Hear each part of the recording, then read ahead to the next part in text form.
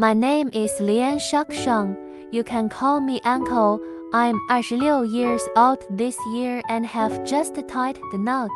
However, after getting married, I frequently find myself reminiscing about my ex-girlfriend. She was a girl working at a foot bath shop and also my colleague. Every time I think of her, my heart feels like it's being squeezed like a lemon. At the age of 23, I graduated from college and was fortunate enough to be admitted to a public institution in our city. Thus, the dream of a rural child like me to enter the city was successfully fulfilled. During my college years, I was focused on my studies and didn't engage in any romantic relationships. My sole aim was to secure a good job in the future, and my hard work eventually paid off. My parents still reside in the countryside. My dad is self-employed, and our family's financial situation is decent. I live independently in the city, renting a unit. I plan to purchase a new house after getting married. When I first arrived here, I had no friends, so after work, I would wander through the streets and alleys of the city to familiarize myself with the area. One day, I passed by a foot bath shop out of curiosity, as I had never been to one before and had no spare money to spend. I decided to step inside. The manager assigned a female technician to me. The moment I saw this female technician approaching me, I was immediately captivated. She had a slightly plump figure, stood over 1.6 meters tall, wore a pink work skirt of the foot bath shop, flesh-colored stockings on her legs, and jet black heels. The feminine charm she exuded deeply attracted me. Perhaps because I'm an introverted person, she took the initiative to strike up a conversation. I found her highly competent. We chatted about various things like news and internet trends. She never asked for my name or where I work. While she massaged my feet, I felt extremely comfortable. She didn't show any disgust at the smell of my feet. Honestly, throughout my life, no girl had ever massaged my feet before. At that moment, I thought to myself that if I were to marry, I would want a wife like her. The 80-minute foot massage session passed quickly. We had a great deal of conversation. When it was time to leave, I felt a tinge of reluctance. She then said that if I was satisfied with her service, I could write down her job number. So, I did just that. That night, back at my accommodation, I couldn't sleep a wink. My mind was filled with her smile. The next day after work, I rushed to the foot bath shop, but when I reached the entrance, I stopped. I was worried that frequent visits might invite ridicule, so I went elsewhere instead. The day after that, immediately after work, I headed straight to the foot bath shop. The manager informed me that she was occupied and asked me to wait. I waited for over an hour before she arrived. To my surprise, she smiled upon seeing me, as if we were lovers reuniting after a long separation. When I saw her, I blushed out of embarrassment. To show my respect and affection for her, I ordered the most expensive package in their store. While giving me the foot massage, she chatted with me and told me her name was Wu Lili. She was 3 years younger than me and came from a county in a neighboring province. She had 2 elder sisters and a younger brother at home. Lily had completed junior high school and then started working part-time. She had held various jobs such as a waitress, cashier, sold insurance, and real estate. Now, She had switched to doing foot massages.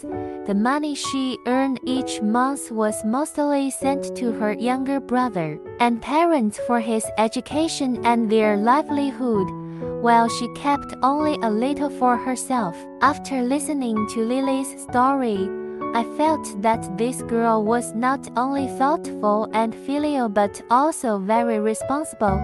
She was truly an ideal candidate for marriage. At that time, I shared my true situation with her, and Lily listened attentively. She expressed her envy for me. Lily also mentioned that she had never confided in anyone like this before. We both laughed heartily. On the same day, we added each other's contact information. Back at my place of residence, I promptly messaged Lily, and she replied promptly. That day, we chatted on WeChat until midnight. After chatting for a few days, one day, I invited Lily out for dinner. I took her to a Western restaurant and ordered the most expensive steak for her. I also presented her with a bouquet of roses. She was overjoyed upon seeing the gifts and snuggled into my arms. My heart raced as I wrapped my arms around her waist. After dinner, we took a walk along the embankment. As we walked, we reached the vicinity of my apartment. I invited Lily to come in and have a seat, and she agreed. Once inside, almost simultaneously, we both stretched out our arms and hugged each other tightly, sharing an affectionate kiss.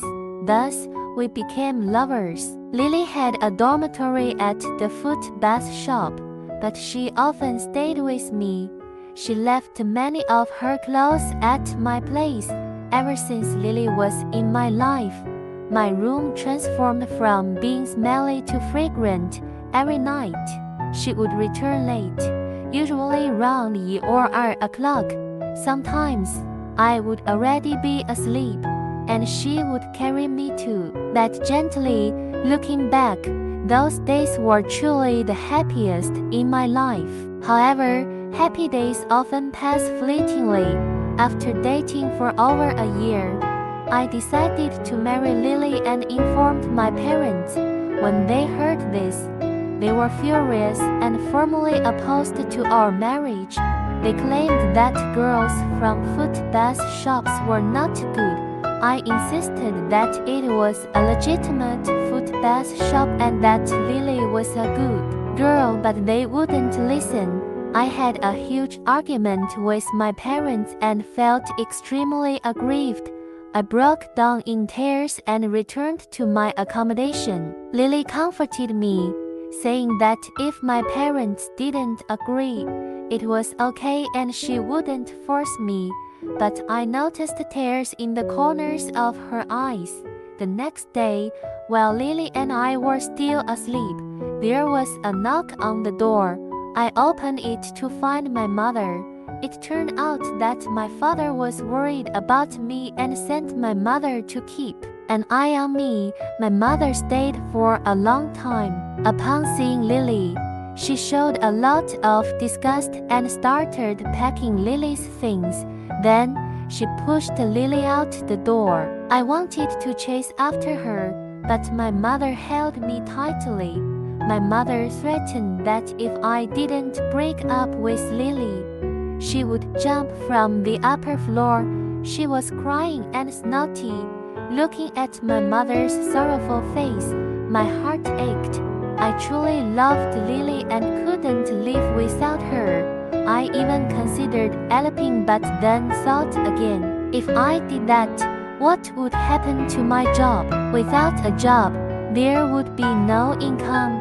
Would she still be willing to marry me? I quickly dismissed the idea. During that time, my mother confiscated my phone and gave me an old-fashioned one.